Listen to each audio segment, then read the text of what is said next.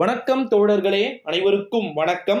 வாங்க மோடி, வணக்கங்க மோடி, கொங்கு மக்கள் வரவேற்போம் கூடி, வாங்க மோடி திரும்பி போங்க மோடி அப்படின்னு ஹேஷ்டாக்குகள் கடைசி நேரத்தில் 5:58 ஆகிறது இந்த வீடியோ ஓபன் பண்ற டைம். கருத்து கணிப்பு முடிவுகளை இன்னும் 2 நிமிடத்தில் பாத்தீங்கன்னா வெளியிட அனுமதி கொடுக்கப்பட்டிருக்கிறது. 5:58 ஓப்பன் ஆகி நம்ம 6 மணிக்கெல்லாம் முடிச்சிடுறோம். ஸோ கோவை தொகுதியில் எனக்கு ரொம்ப நாள் ஆசை, எனக்கு ஒரு ஆசை, கோவை தொகுதியில் யார் வெற்றியை பெறப்போகிறார்கள், யார் வெற்றியை கால் தடத்தை பதிக்க போகிறார்கள், அண்ணாமலை அவர்களை அன்று வெட்டி ஆட்டு பிரியாணி போடுவது உறுதி அப்படின்னு சொல்லி, அதாவது அவரையில ஆட்டுக்குட்டியை ஓகேங்களா, அன்னைக்கு மட்டன் பிரியாணி போடுவது உறுதி அப்படின்னு சொல்லிக் கொண்டிருக்கக்கூடிய ஒரு வேளையிலே நண்பர்களே, இறுதிகட்ட கருத்து கணிப்பாக கோயம்புத்தூர் தொகுதியில் கடும் போட்டியை கொடுக்க போகிறார் அண்ணாமலை என்ற கருத்து கணிப்பு நமக்கு கிடைக்க பெற்றிருக்கிறது. டஃபஸ்ட் காம்படிஷனாக அண்ணாமலை இருப்பார். கணபதி செல்வராஜ் நினைக்கிறார், திமுகவின் சார்பில் போட்டியிடக்கூடிய வேட்பாளர். அவருக்கும் ஒரு 1.5 லட்சம் 2 லட்சம் வாக்குகள் போகும், அண்ணாமலைக்கும் போகும். சிங்கை ராமச்சந்திரன் அதிமுகவின் வேட்பாளர், இவர் இங்கு ஒரு இட்டார் மிஸ் அப்படின்னு சொல்லலாம். அதாவது இட்டார் மிஸ் அப்படின்னா இழுபறி என்று போட்டுக் கொள்ளுங்களேன். திமுக வாய்ப்பு இல்லை, கோயம்புத்தூர் தொகுதியில் திமுக வாய்ப்புகள் கிடையாது. அதை மீறியும் திமுக ஜெயிச்சது என்றால் மக்கள் திமுகவை முழுமனதாக நம்பி கொங்கு மண்டலத்தில் வெற்றியை பெற்று இருக்கிறார்கள் என்று அர்த்தம்.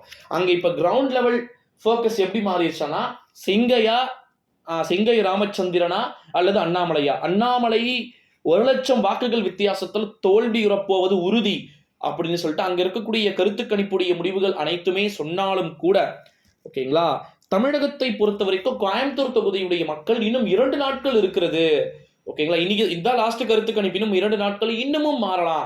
பிரச்சாரங்கள் நாளை நடைபெறலாமா அப்படின்னு நாளைக்கு ஒரு நாள் இருக்கு, நாளைக்கு ஒரே நாள் கடைசி பிரச்சாரம். நாளைக்கு ஈவினிங் 5 மணியோட தமிழகத்தில் பிரச்சாரம் முற்றிலும் ஓய்கிறது ஓகேங்களா. இந்த ஒரு சூழ்நிலையிலே தமிழகத்துல கோவை தொகுதியில கிட்டத்தட்ட 4 லட்சம் 4.5 லட்சம் வாக்குகள் எடுக்கக்கூடிய வேட்பாளர் வெற்றியை பெறப்போகிறார்.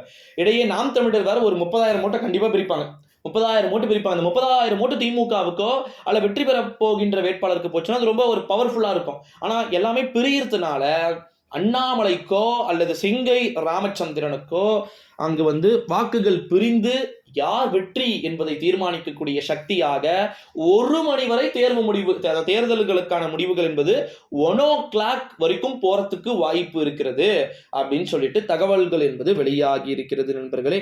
இந்த ஒரு சூழ்நிலையிலே 2024ஆம் ஆண்டு தேர்தல் நடத்தக்கூடிய அனைத்து விதமான ஏற்பாடுகளையும் சிறப்பாக வாக்கு எண்ணிக்கை என்று செய்து காட்டியிருக்கிறார்கள். ஸோ தயவு செய்து நீங்கள் செய்ய வேண்டியதெல்லாம் ஒன்றே ஒன்று, கோவை தொகுதி வாக்காளர்களே, பார்த்து பதமாக ஓட்டுக்களை பதிவிடுங்கள்.